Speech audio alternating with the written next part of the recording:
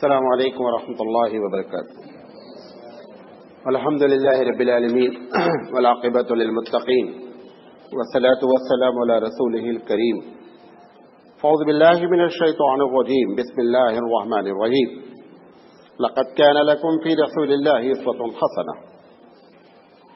محترم حضرات، یہ سیرت رسول اکرم صلی اللہ علیہ وسلم پر سیریل وائز پروگرام چل رہا ہے اور آج اس کا 133واں درس ہے، 133. اور ہم گفتگو کر رہے ہیں نبی کریم صلی اللہ علیہ وسلم کے اس تقریر کی جو آپ نے تبوک پہنچنے پر امت مسلمہ کے سب سے افضل ترین لوگ جو صحابہ کرام ہیں ان کے سامنے جو آپ نے تقریر کی، اس تقریر پر ہم گفتگو کر رہے ہیں.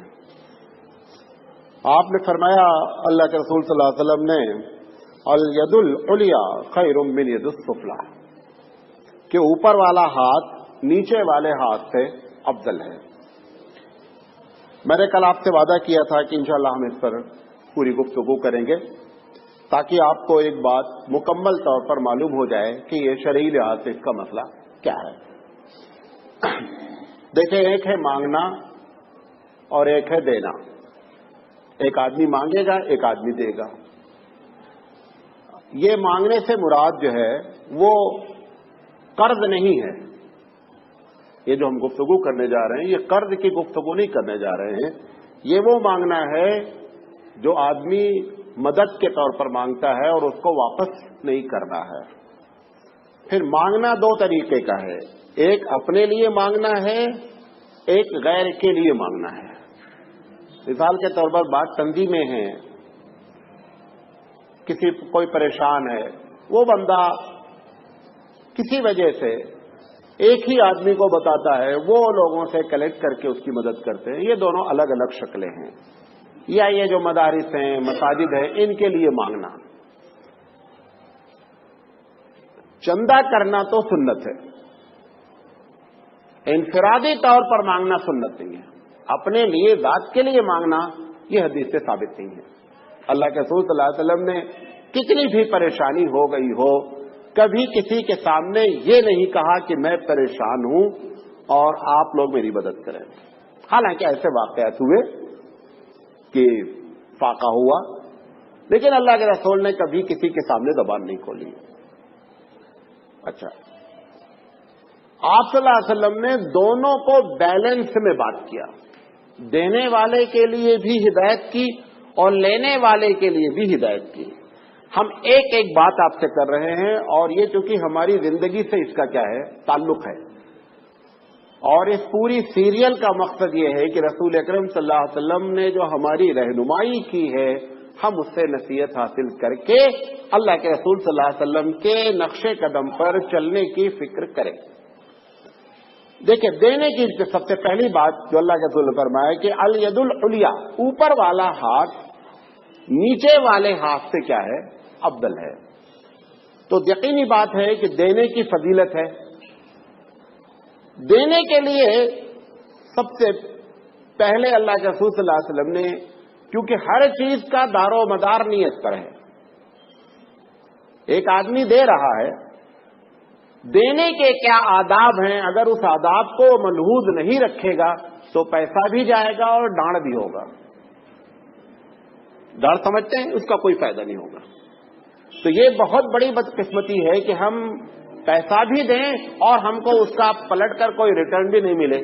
لہذا دینے والے کے لیے ہم جو چند باتیں کر رہے ہیں کہ وہ اس کو الرٹ رہنا ہے. سب سے پہلی بات یہ ہے، کوشش تو یہ کرنی چاہیے کہ اپنے جو عزیز ہیں، جو رشتہ دار ہیں، رشتہ دار بھی ہمارے پاس دو طریقے کے ہیں.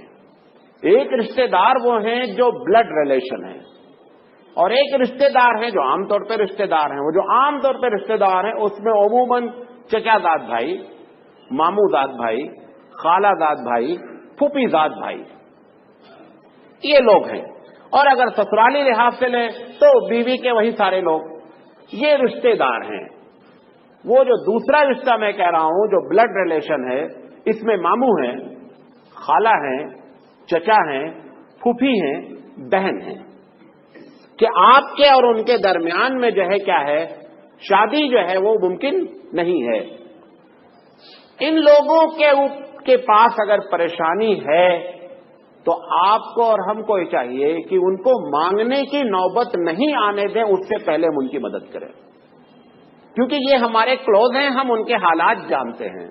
عموماً بھائی بھائی کی مدد اس چکر میں نہیں کر رہا ہے، وہ کہتا ہے کہ ہم سے مانگا کیا انہوں نے؟ ایک بھائیوں کو، یہ بہنوں کو، یا بہن سے بھائی کو، یا بھائی کو بہن سے یہ شکایت ہے، بھائی ٹھیک ہے ان کے حالات خراب ہیں لیکن ہم سے انہوں نے کبھی مانگا نہیں۔ دیکھیے اگر مانگنے کی بات ہوگی، آپ سے مانگنے کی، تو پھر چوراہے پہ مانگے گا وہ، آپ سے کیوں مانگے گا وہ؟ اگر مانگنے کی بات آ جائے گی تو پھر کہیں سے مانگے گا بھیک، جب مانگنا ہی ٹھہرا تو۔ یہ تو ہماری ذمہ داری ہے کہ ہم ایسے لوگوں کے لیے کیا کریں، مانگنے سے پہلے، یہ پہلا ادب ہے۔ دونوں رشتہ دار سمجھ کے بات کہنا چاہ رہا ہوں، ہم ایسی نوبت ہی نہیں آنے دیں کہ وہ بیچارے ہم مانگنے کی پوزیشن میں، اس سے پہلے ہم کیا کریں، ان کی مدد کر دیں۔ کیوں ان دونوں کے بارے میں کیوں ہم کہہ رہے ہیں؟ کیونکہ ان کے بارے میں ہم کو قریبی سے حالات معلوم رہتے ہیں، اور اگر نہیں بھی معلوم رہتے تو ہم کو معلوم کرتے رہنا چاہیے، یہ ہماری ذمہ داری ہے۔ ہماری بہن پریشان ہے، ہمارا بھائی پریشان ہے، یہ ہماری ذمہ داری ہے کہ ہمارا ماموں پریشان ہے، چچا پریشان ہے، یہ لوگوں کے لیے ہم کو چاہیے کہ ہم خود نگاہ رکھیں کہ ان کو پریشانی میں اگر دیکھیں تو اس سے پہلے ان کی مدد کر دیں۔ یہ پہلا ادب ہے۔ نمبر 2، دیتے وقت نیت یہ ہو کہ اس کا بدلہ صرف رب سے لینا ہے، احسان نہیں جتانا ہے۔ احسان جتانے کے 2 طریقے ہوتے ہیں۔ مثال کے طور پر میں نے ایک آدمی کی مدد کی، اپنے بھائی کی مدد کی، ٹھیک ہے، اب اس کے پاس گاڑی ہے، میرے پاس گاڑی نہیں ہے، اب وہ میرے احسان تلے دبا ہے، لہذا میں کہتا ہوں کہ بھائی مجھے فلاں کی جگہ چھوڑ دو۔ وہ انکار اس لیے نہیں کر سکتا کہ میں اس کی مدد کرتا رہتا ہوں۔ یہ جو آپ نے اس سے مدد مانگی، اگر اس کے پیچھے یہ چیز ہے کہ یہ انکار نہیں کر پائے گا، یہ احسان جتلانا ہو گیا۔ آپ نے بدلہ یہیں پر کلیکٹ کرنے کی بات کی۔ یہ دوستوں کے ساتھ بھی ہوتا ہے، یہ رشتہ داروں کے ساتھ بھی ہوتا ہے۔ تو ایک احسان جتلانا ہے کہ کبھی آپ اس کو کہہ دیں، یہ جتانا اگر آپ نے جتلا دیا تو ایسی شکل میں جو کچھ بھی آپ نے کیا وہ ختم ہے۔ لا تبطلوا صدقاتکم بالمن والاذى، قرآن کریم کی آیت ہے۔ اور دوسری شکل میں کہ آپ دوسری چیزوں کے ذریعے کیش کرا رہے ہیں، ہمارے وقت پر رات میں اٹھا دینا ہے، بلا لینا ہے دوستوں کو جن کے ساتھ آپ برابر مدد کر رہے ہیں، وہ بیچارہ آپ کو انکار نہیں کر سکتا ہے، یہ بھی احسان جتلانا ہے۔ تیسری چیز، جب دے رہے ہوں تو دل کے خوشی سے دیں، یہ تیسرا ادب ہے۔ اگر اندر اندر مسوس رہا ہے دل اور پھر ہم دے رہے ہیں، اس کا کوئی فائدہ نہیں۔ کبھی مانگنے والے کو بھی ایسی پوزیشن نہیں کھڑی کرنی چاہیے۔ مثال کے طور پر ایک چندے والے نے ایک حساب سے کہا کہ آپ یہ مدرسہ آپ چندہ دیں، وہ کہہ رہے ٹھیک ہے آپ 200 روپے لکھ لیجئے۔ اب وہ ہر چندہ والا یہ بولنے والا ہے، 90% کی بات کر رہا ہوں، 200 روپے آپ بڑھائیے۔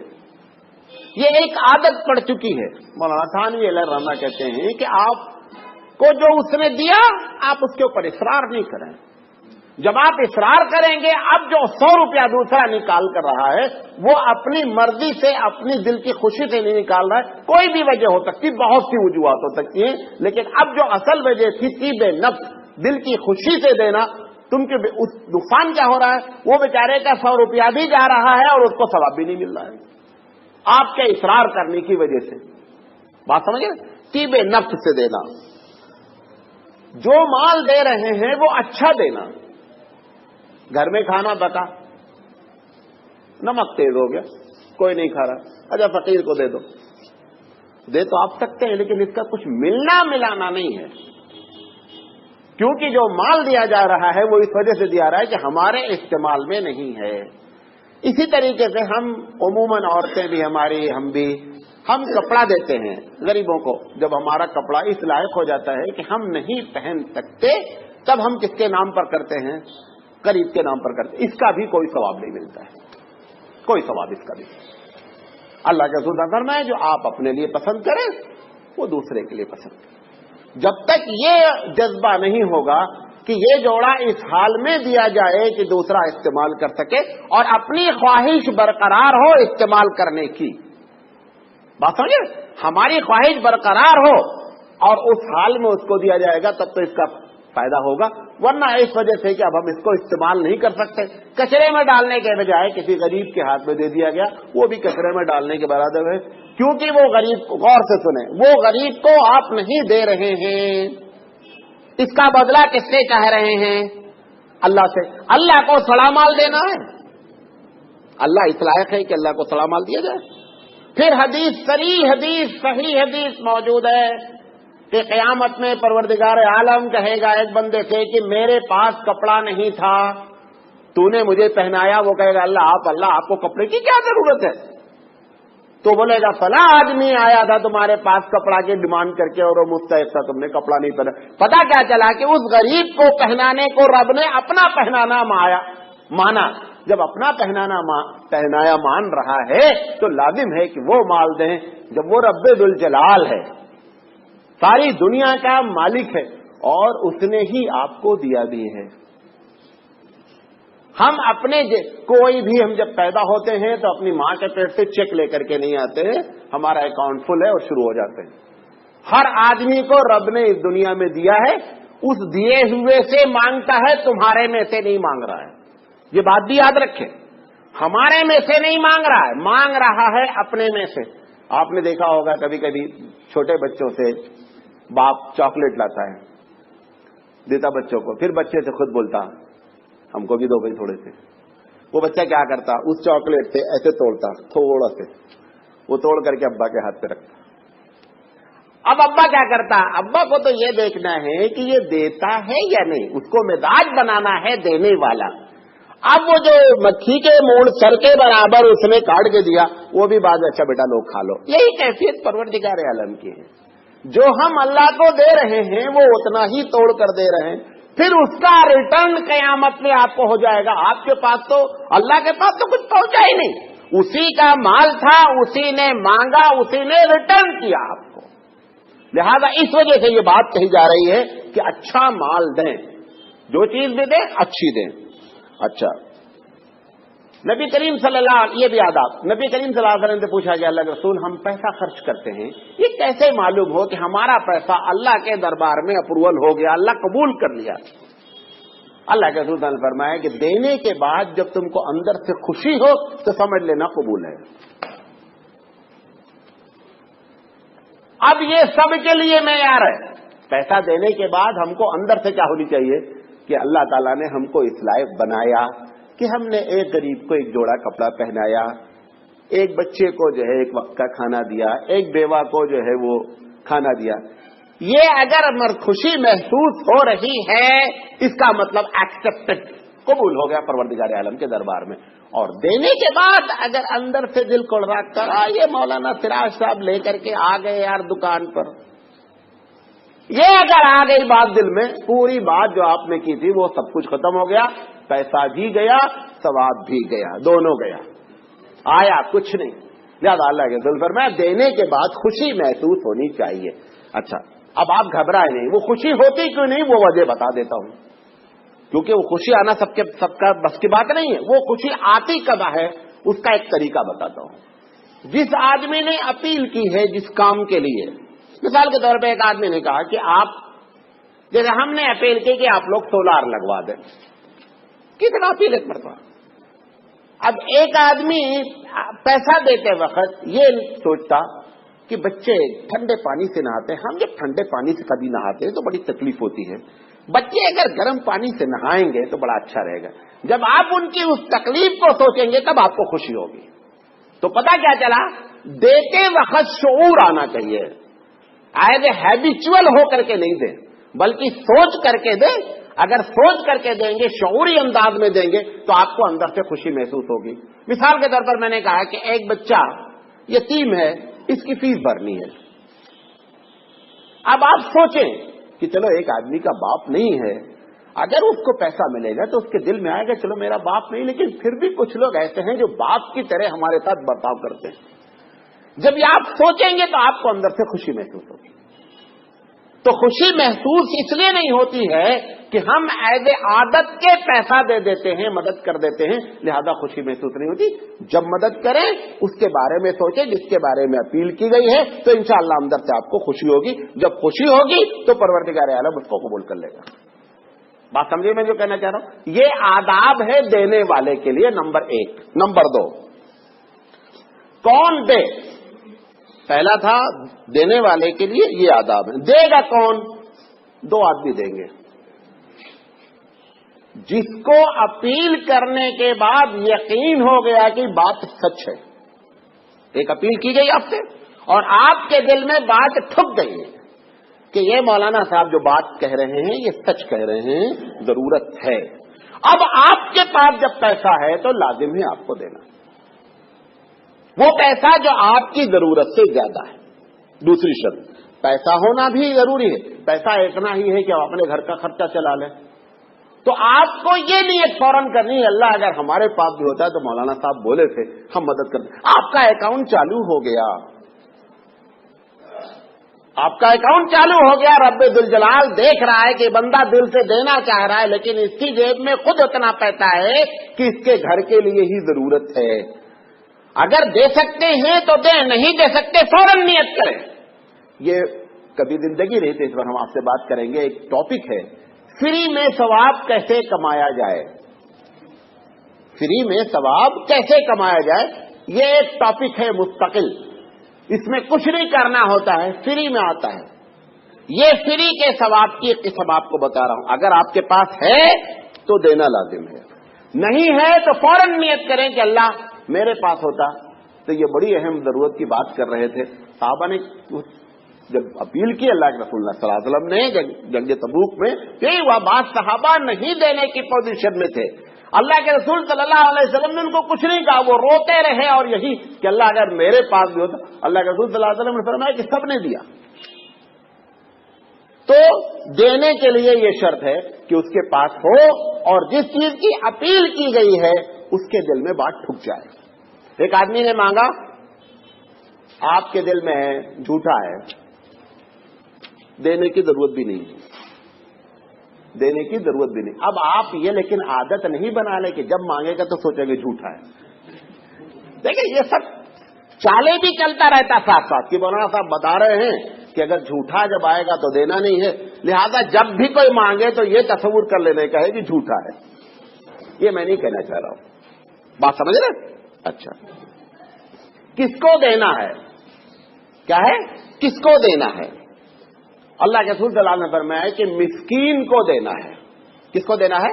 مسکین کو دینا. مسکین کے بارے میں اتنی اچھی تعریف فرمائی آپ نے. فرمایا بخاری کی روایت ہے کہ انما المسکین الذی یتعفف. مسکین تو وہ ہوتا ہے جناب جو کسی سے کہتا نہیں ہے میں پریشان ہوں. یہ تو بھٹوار بیت کی مسجد کے سامنے جو لوگ کھڑے رہتے ہیں اس کے بارے میں بات کر رہے ہیں آگے. یہ کوئی مسکین نہیں ہے. مسکین کسی سے کہتا ہی نہیں ہے اور اس کے لیے دینا سب سے پہلے ہماری ضرورت ہے. اب آپ کو کیسے معلوم ہوگا صاحب جب بول بھی نہیں رہا ہے کہ یہ پریشان ہے؟ کیسے معلوم ہوگا؟ سوال ہے نا کہ ہم کو نہیں معلوم ہوگا تو نہ تو ختم بات. بھائی معلوم ہوگا تبھی گنہگار ہوں گے. آپ معلوم ہی نہیں ہوا تو آپ کو کوئی گناہ نہیں ہے. معلوم ہوتا رہتا ہے. جب ہم اپنے دوستوں سے اپنے محلے میں رہتے تو ہم کو حالات معلوم ہوتے رہتے کہ کون بیچارہ ہینڈ ٹو ماؤتھ ہے، مہینے کی 25 تاریخ کے بعد ہر مہینہ قرضہ لے رہا ہے. یہ باتیں معلوم ہوتی رہتی. نہیں معلوم ہوگی تو کوئی بات ہی نہیں ہے. اگر معلوم ہو رہی ہے اور وہ کسی سے کہہ نہیں رہا ہے تو یہ سب سے زیادہ مستحق ہے کہ آپ اس کی مدد کریں. اچھا، نمبر 2، ایسے شخص کو دیں جو کام کاج نہیں کرنے کی وجہ سے بیچارہ پریشان ہو گیا ہے. پتہ اپاہج ہے، دماغی طور پر اپاہج ہو سکتا ہے، ہاتھ پیر کے لحاظ سے اپاہج ہو سکتا ہے، کام تو کرنا چاہتا ہے لیکن اس کی صحت اس لائق نہیں ہے کہ بیچارہ کیا کرے، کام کر سکے. ایسے آدمی کو دینا. نمبر 3، ایسے آدمی کو دینا یہ بہت امپورٹنٹ ہے. ایسے آدمی کو دینا جو دین کا کام کر رہا ہے، اس کی وجہ سے کمائی پوری نہیں کر پا رہا ہے. دین میں لگا ہوا ہے, اتنی محنت کر رہا ہے دین کے لیے کہ اس کو کمانے کا ٹائم نہیں مل رہا ہے. دکان کھولنا چاہیے 9 بجے کھولتا ہے 11 بجے, بند کرنا چاہیے 9 بجے لیکن بند کر رہا 8 بجے. اب اس کی وجہ سے اس کو شارٹیج آ رہی ہے. ایسے آدمی کو دینا. اچھا, اب یہ سن کر کے یہ نہیں کرنے کا ہے کہ چلو مولانا صاحب نے تو بہت اچھی بات کری ہے, دین میں لگ جائیں گے تاکہ لوگ ہماری مدد کریں. یہ نہیں سوچنا ہے. یہ مانگنے کی شکل ہو گئی. آگے آ رہی بات مانگنے والے کے لیے, کیونکہ یہ دونوں طرح سے کراس کوسچن آتا رہتا ہے دماغ میں. ہم ایک بات کرتے ہیں, وہ دوسرا آپ کو دوسری بات سمجھانے کی کوشش کرتا ہے. ہم کوشش کرتے ہیں کہ اس کا بھی جواب ساتھ میں ہوتا چلا جائے. تو دین کے لیے جو کام کر رہے ہیں ان کے لیے جو ہے وہ خاص مد سے نکالنا چاہیے, اور وہ مد بھی زکات کی نہیں ہو تو سب سے بہتر ہے. اپنے جیب کے جیسے خرچ آپ برداشت کرتے ہیں ویسے زکات دی جا سکتی ہے شرعی لحاظ سے, لیکن بہتر یہ ہے کہ آپ اپنی جیب اپنے پاکٹ منی کے طور پر ان کو دیں. چوتھی چیز, ایک آدمی پریشان ہے لیکن خودداری کی وجہ سے اس کے اندر حیا اور شرم ہے, وہ کسی سے بات نہیں کر سکتا کہ میری مدد کر دو. ایسے آدمی کو دینا, یہ 4 آدمیوں کو دینے میں جو ہے وہ سب سے بڑی فضیلت ہے. چوتھی چیز, کون مانگنے کا حق رکھتا ہے. یہ تو دینے کی بات چل رہی تھی. کس کو شریعت نے اجازت دی ہے کہ تم مانگ سکتے ہو؟ نمبر 1, وہ آدمی مانگ سکتا ہے جو بدن کے لحاظ سے اپاہج ہے. نمبر 1. کتنا مانگے گا یہ بھی غور کر لیں. کتنا مانگے گا؟ اتنا مانگے گا کہ 122 گرام چاندی سے زیادہ نہیں مانگے گا. ٹھیک ہے. اور اگر ایک آدمی اپاہج نہیں ہے لیکن کسی وجہ سے, مثال کے طور پہ جاب چلی گئی بیچارے کی, آج آدمی ٹھیک ٹھاک ہے, جاب چلی گئی, اب تلاش رہا ہے نہیں مل رہا ہے. ایسا آدمی اس وقت مانگ سکتا ہے جب اس کے پاس 1 دن سے کم کا غلہ موجود ہو. دونوں فرق سمجھ رہے ہیں؟ جو اپاہج ہے وہ 40 درہم کے برابر تک کیا کر سکتا ہے, مانگ سکتا ہے. اور جو آدمی اپاہج نہیں ہے, تندرست ہے, اس کو مانگنے کی اجازت ہے. کتنی؟ جبکہ پتا چل رہا جاب گئی, چلا رہا ہے پچھلا جو جمع وما کیا تھا. اب پتا چلا کہ اگر کل کا معاملہ دیکھا جائے گا تو پیسے نہیں ہیں, تو اس کو اجازت ہے, انکریج نہیں کیا جا رہا ہے. اجازت ہے کہ وہ لوگوں کے سامنے کسی سے کہہ کر کے اپنی ضرورت کو پورا کر سکتا ہے. شرط کیا ہے کہ 1 وقت کا اس کے پاس کیا ہے, کھانا, 1 دن کا کھانا, 1 دن کا کھانا اس کے پاس ہے. کل کا جو ہے کوئی بھروسہ نہیں ہے, لہذا ایسے آدمی کو مانگنے کی اجازت ہے. اچھا, اس میں عزیمت کا جو راستہ ہے, یہ عزیمت زے سے لکھی جاتی, زوئے سے نہیں. ایک عزیمت زوئے سے لکھی جاتی ہے جس کے معنی گریڈ کے ہوتے ہیں. یہ عزیمت جو ہے نا وہ شریعت کی ٹاپ پریورٹی, جو شریعت کا سب سے اونچا پیمانہ ہے اس پر عمل کرنا. تو سب سے اونچا پیمانہ ہے کہ یہ اللہ تعالیٰ سے طے کر لیں مانگنا ہی نہیں چاہے مر جائے. یہ سب سے اونچا درجہ. ابو ہریرہ رضی اللہ تعالی عنہ 2 دن سے نہیں کھائے تھے, کھانا ہی نہیں کھائے تھے. اب یقینی بات ہے کہ 2 دن سے ایک بندہ نہیں کھائے تو کیا کیفیت ہوگی. انہوں نے ابو بکر صدیق رضی اللہ تعالیٰ عنہ سے ایک سوال کیا. سوال اس نیت سے کیا کہ جب میری بات یہ سنیں گے نا تو ان کو خود بخود معلوم ہوگا کہ بندہ بڑا بھوکا ہے, کیونکہ بھوکے آدمی کی کیفیت بدل جاتی ہے.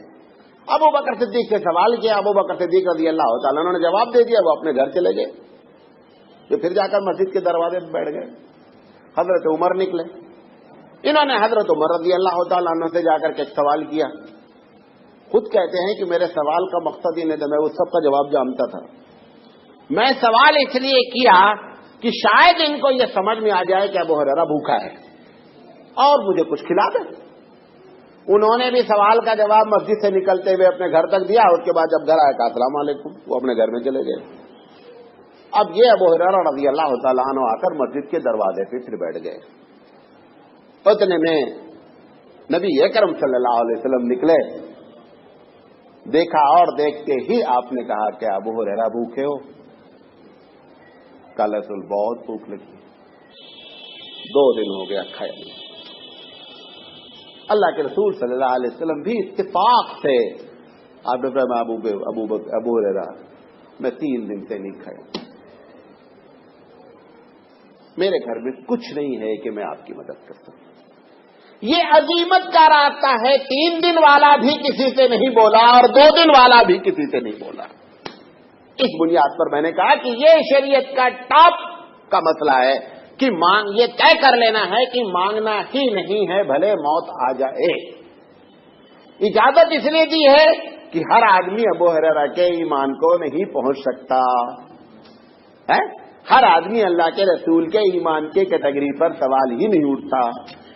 یہ اللہ کے رسول جنہوں نے ہم کو بیلنس میں رکھا ہے، اب دیکھیں دونوں کو بیلنس کر رہے ہیں، مانگنے کی اجازت دی تو اس کی کیا کر دیا، ایک معیار متعین کر دیا۔ اگر ایمان کا اونچا درجہ عمل کرنا چاہتے ہو تو اس کی بھی مثال آپ نے کیا کر دی، پیش کر دی۔ تو مانگنے کی اجازت اسی شرط پہ ہے جو 2 باتیں آپ کو بتائی۔ کیا بتایا؟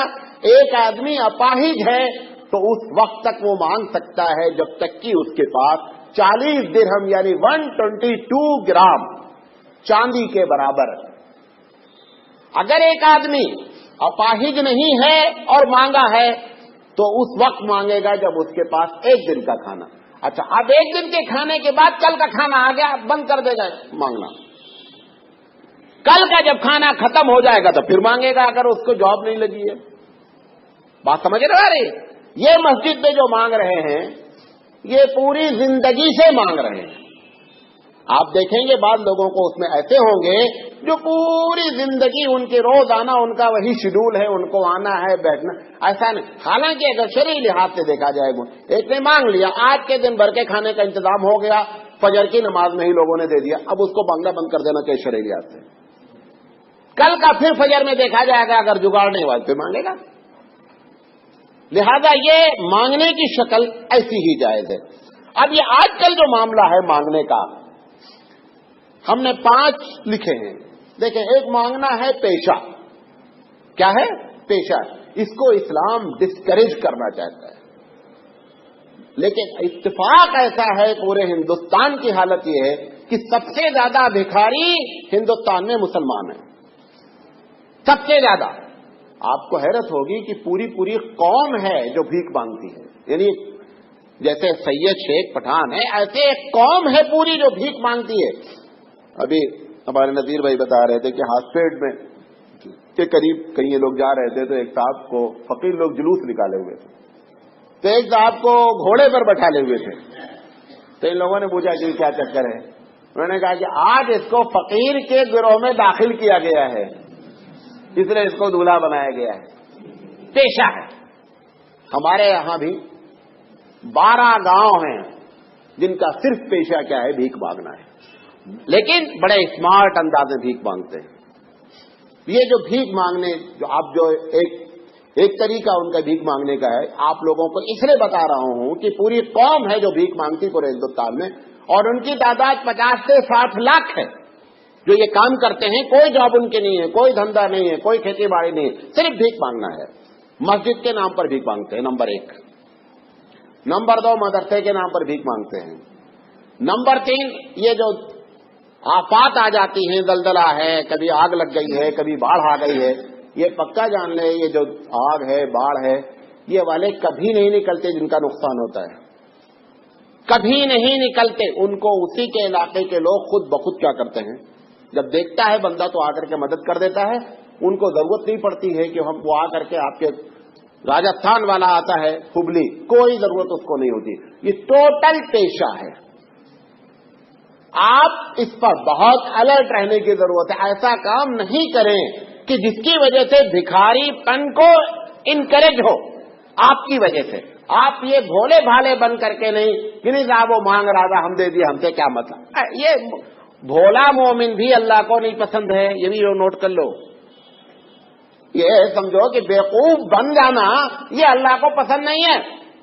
اللہ کو ہوشیار مومن پسند ہے، اللہ کو قوی مومن پسند ہے۔ قوی سے مراد دماغ کے لحاظ سے بھی ہے، جسم کے لحاظ سے بھی ہے۔ ایک صاحب حضرت عائشہ کے بعد ایسے چل رہے تھے، بعض لوگ ہوتے نا کہ جب کسی کو دیکھیں گے تو سر جھکا کر کے بڑے دھیرے دھیرے چلیں گے، عائشہ صدیقہ، یہ سب اس لیے ہم کرتے تاکہ آپ ہم کو بزرگ مانیں. وہ بزرگی کے لیے یہ سب ہم کو ایکٹنگ کرنی پڑتی ہے. تو انہوں نے حضرت عائشہ کے سامنے ویسے کیا. حضرت عائشہ نے کہا یہ ان سے پوچھو بیمار ہے کیا ہے؟ تو گانی کا اسلام بیمار نہیں ہے. کیوں ایسا تم چھپ کر کے کر رہے؟ ہمارے یہاں تو فقہ میں یہ مسئلہ بیان کیا گیا، حدیث بھی ہے کہ اگر روزے کی وجہ سے آپ کے چہرے پر ایسے آثار نمودار ہو رہے ہیں کہ لگے کہ آپ بڑے بھوکے ہیں، حدیث میں آتا ہے، فقہ کا مسئلہ ہے کہ تیل لگا کر کے چہرے کو فریش رکھو.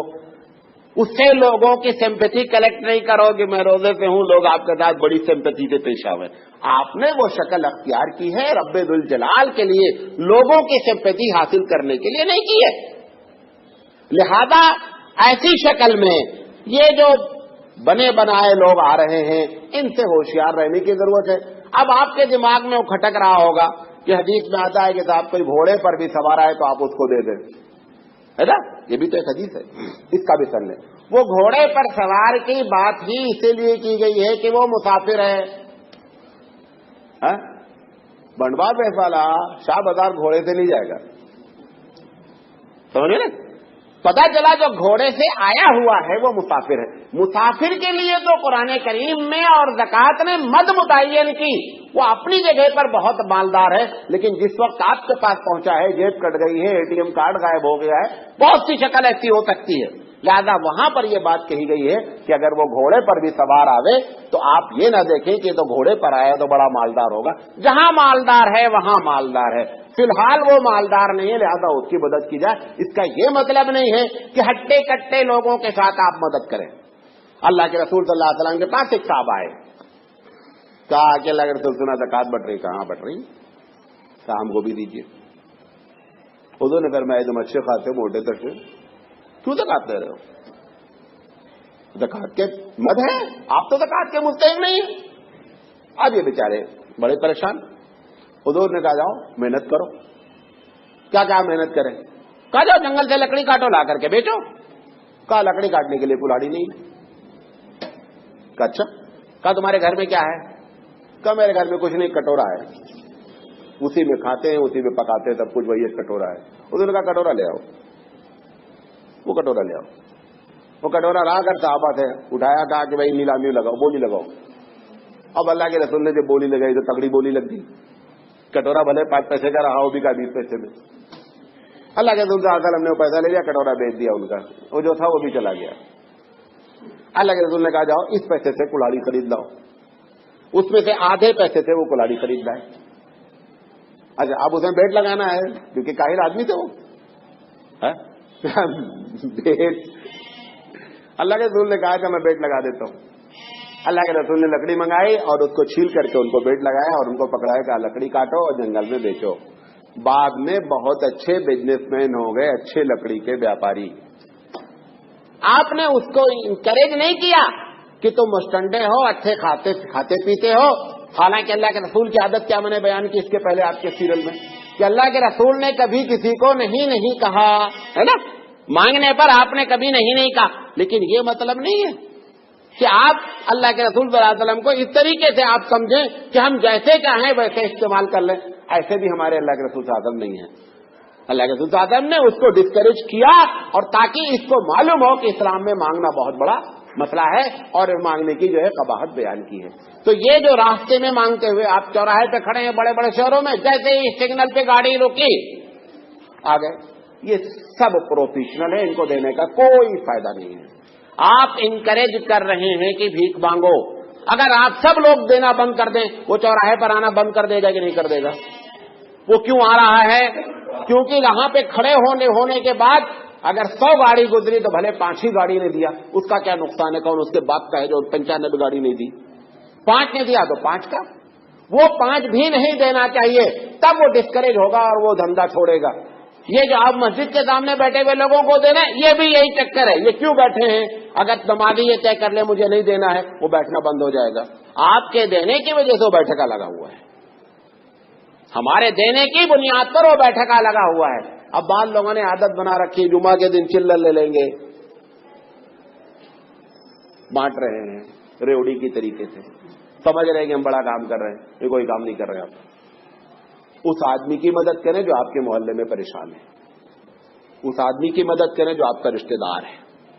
یہ جو ریوڑی کی طرح بانٹا جا رہا ہے یہ کچھ نہیں ہے، یہ انکریج کرنا ہے کہ بیٹا زندگی بھر بھکاری بنے رہو۔ میں اپنے طالب علمی کا ایک زمانہ بتاتا ہوں آپ کو۔ ہمارے ساتھ ایک لڑکا رہتا تھا، عجیب قسم کا آدمی تھا، یہ سمجھ میں نہیں آتا تھا کس مذہب کا ماننے والا ہے۔ میں بی اے کا اسٹوڈنٹ تھا، وہ بھی بی ایس سی کا تھا۔ اس نے اپنا نام جو ہے نا وہ ملا کر کے رکھا تھا، اس کا نام اس نے رکھا تھا ولیم مبارک درشی، انگریزی سے ولیم، مبارک اردو، درشی ہندی۔ عجیب عجیب باتیں کرتا تھا۔ ایک دن اس کے ساتھ بازار گئے تو ایک آدمی دیکھا کہ مسلمان بھیک مانگ رہا ہے۔ اس نے کہا سراج بھائی اس سے بات کرو۔ سبزی منڈی تھی، اس نے کہا کہ جا کر کے کوئی ایک سبزی خریدتے ہیں زیادہ، اس کو دے دیتے ہیں اور اس سے کہتے ہیں دیکھو اتنے میں لی گئی ہے، اب 2 گھنٹہ تم یہی فٹ پاتھ پہ لگا کے بیچو، ہم 2 گھنٹے کے بعد آ کر کے پیسہ کلیکٹ کریں گے اور ہم نے جتنے میں لیا ہے وہ پیسہ لے لیں گے، فائدہ تم کو دے دیں گے۔ ہم نے اس سے بات کی، یہ میں کی بات کر رہا ہوں۔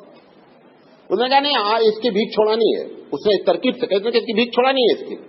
خیر ہم لوگ گوبھی کا ایک کا جو ہے وہ ایک ٹوکرا لے لیا، میرا اندازہ اس وقت 5-6 روپے کا کچھ ملا تھا، اس کو لا کے دے دیا کہ دیکھو یہ 6 روپے کا ہے، آپ کو اس کو 6 سے زیادہ میں بیچنا ہے جتنا میں بیچ لو۔ رکھ دیا۔ 2 گھنٹے کے بعد اگر سب ایسے فٹ پاتھ پہ لگے تھے دکانیں سبزی کی، وہ بھی بیٹھ گیا، اب وہ بیپاری ہو گیا، فقیر جو ہے بیپاری ہو گیا، اس نے بیچا، بیچنے کے بعد اس کا ڈبل سے زیادہ بکا۔ ہم لوگوں نے جو اصل پیسہ تھا لے لیا، بکیا دے دیا، ہم نے کہا یہ تم لے لو اور یہاں بھیک نہیں مانگو، کل پھر تم آ جانا۔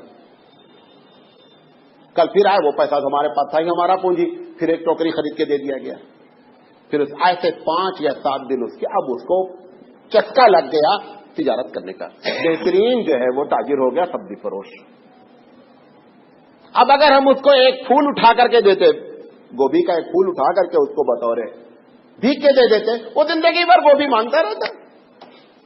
لیکن ہم لوگوں نے طے کیا، حالانکہ میں تو اس وقت نا شعوری انداز میں نہیں تھا، وہ بندہ اس نے یہ طے کیا کہ اس کو بھیک سے سب چھڑوانا ہے اور اس کا یہ طریقہ ہے، اور ایک دم کامیاب رہے۔ ایک ہفتے کے بعد ہم لوگ دیکھا تو اب وہ 2-3 طرح کی سبزی لا کر کے رکھ رہا اور رکھ کر کے اپنا دھندا کر رہا، پھر کئی سال تک ہم لوگ دیکھتے رہے کہ دھندا کرتا رہا۔ تو ایسا نہیں کریں اپنے عمل کے ذریعے کہ لوگ بھکاری بنے رہیں۔ آپ دیکھیں سردار نے یہ طے کر رکھا ہے کہ سردار کو کبھی بھیک نہیں دیں گے، معلوم آپ کو یہ بات؟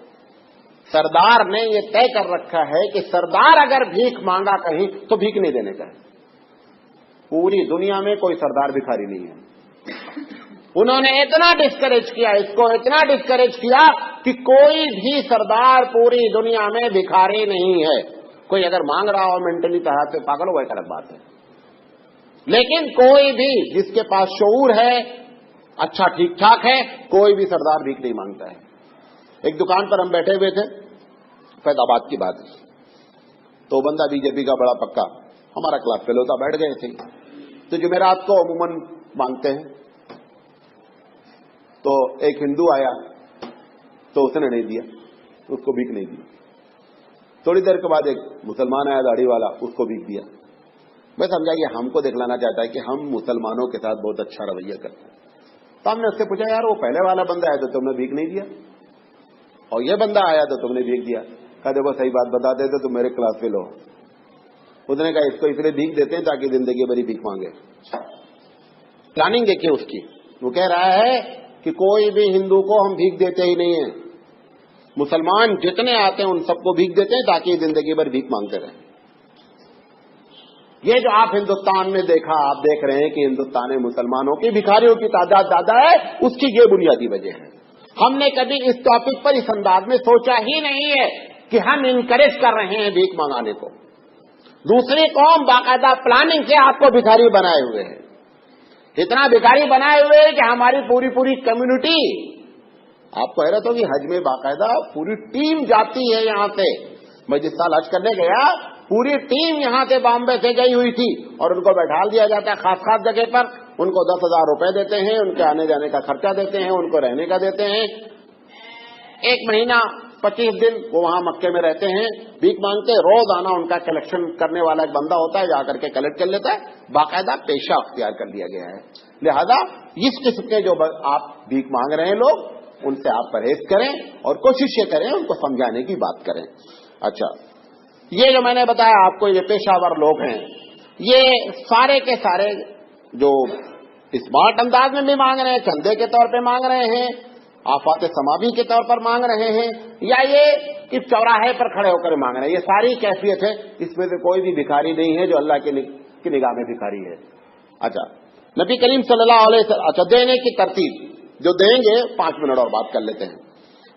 किसको सबसे पहले देंगे? सबसे पहले अपने घर पे खर्चा करेंगे। ये इतना आपने सुना देने की, तो आप ऐसा नहीं कि घर में खाना नहीं है और मस्जिद में जाकर ट्यूबलाइट जला रहे हैं, पहले घर में जलाओ लाइट, फिर मस्जिद में ट्यूबलाइट जलाओ। अल्लाह के रसूल ने फरमाया कि सबसे बेहतरीन दिरहम वो खर्चा है जो आपके घर पे खर्चा है। अच्छा, अब इसका इनकरेज नहीं होना चाहिए कि घर ही पर इतना खर्चा कर दो कि बाहर वाले महरूम हो जाएं। मिसाल के तौर पर घर में बेटा है, एक जोड़ा जूता लाया हुआ है, अब वो कह रहा है कि अब्बा नहीं, वो सूट पर ये कलर वाला भी चाहिए। अब दूसरा जोड़ा लेकर के आ रहे हो, ये जाती है। अब आप देखें कि हमारे जो रिश्तेदार हैं उसमें कौन ऐसा है जिसके पास जूता नहीं है, उसमें से कौन ऐसा परेशान है। इस